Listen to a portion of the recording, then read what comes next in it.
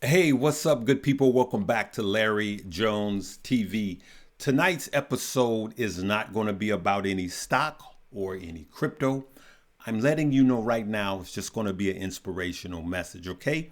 And so if you came for that and you don't like good news or you don't like positive, reinforcing information or conversation, then just check off and don't leave a comment, okay? All right, please. Because I want to talk about something that's on my heart. And that is that we need to check on people that check on people.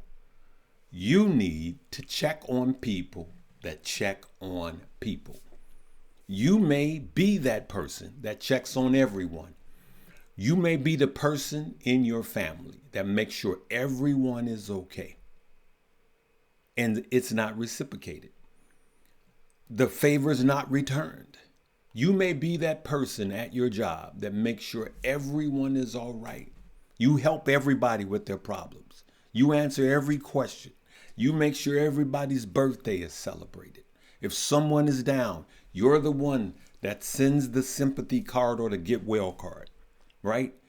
They expect you to be strong, okay? Or you know someone in your family. It may be auntie, it may be TT, it may be your nana, it may be Medea. And they check on everybody. They're on a fixed income, but it seems like they give away more money than they take in. Your siblings have been coming to Nana and they help them go through school and they help them with bus fare. And they always, they're your go-to person when you come up short.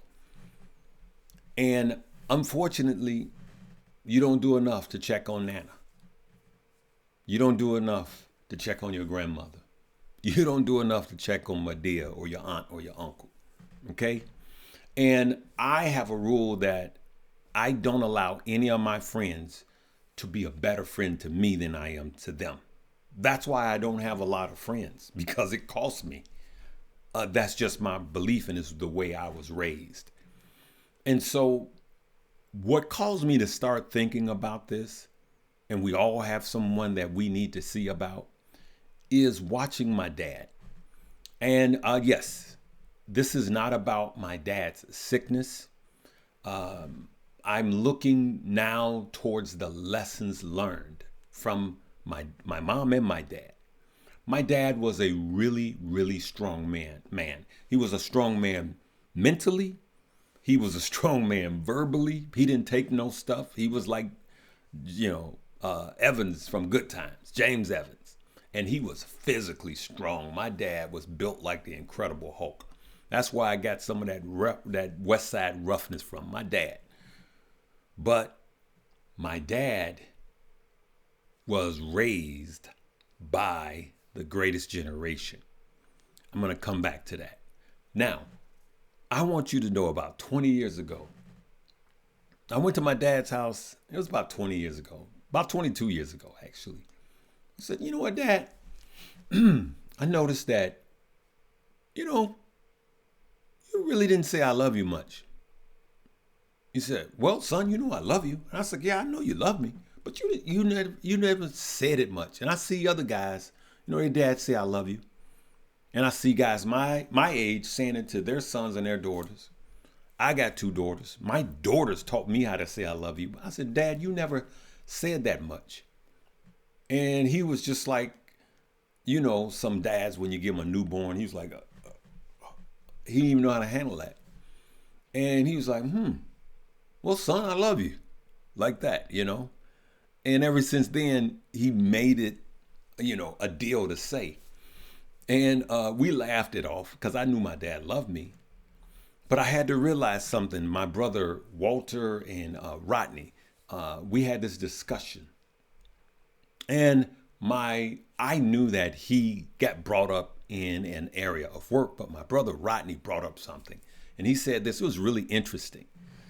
And my father's father, he and I were roommates like for a season after I moved out of the house, or should I say they moved away from me. I just stayed in the house.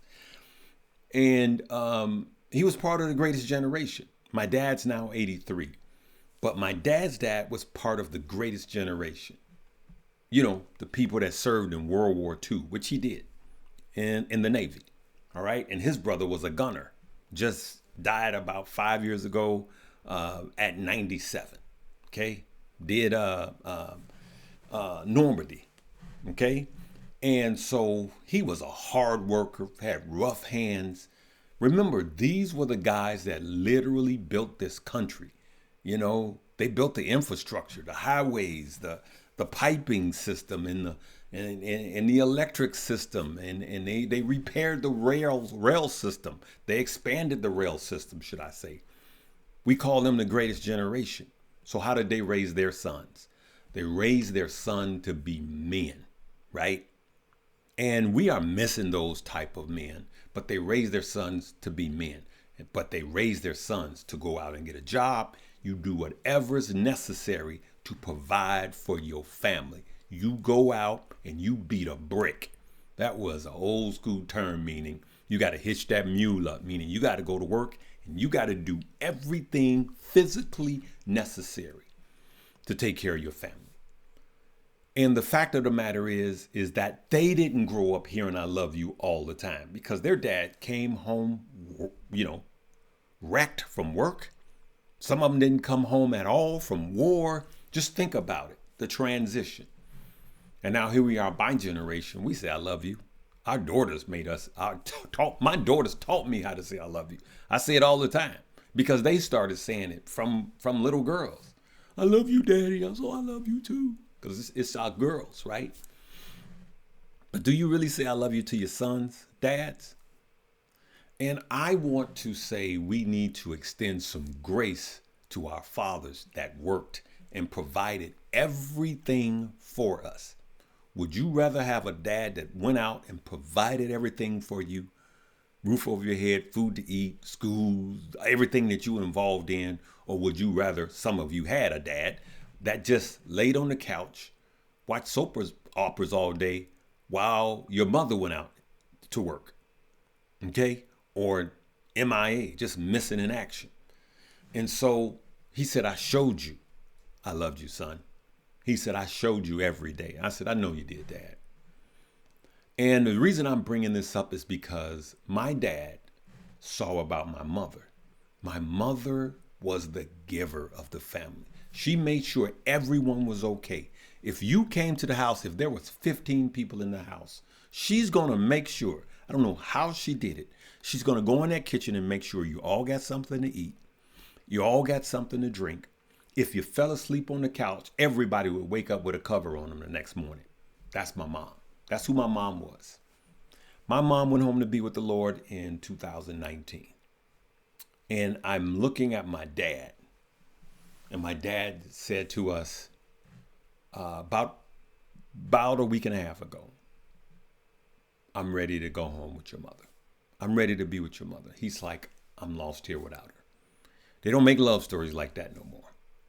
But back to the point. The point is that my dad would come home from work and businesses, and he was taking care of his buildings up until about 6 months ago. Up until about 9 months ago, he was literally still taking care of his buildings. He got property, and he would come home and get in the kitchen and say, "What do you want to eat, baby? Want me to bring you something? You want me to cook?" And he would go in the kitchen and cook for my mother.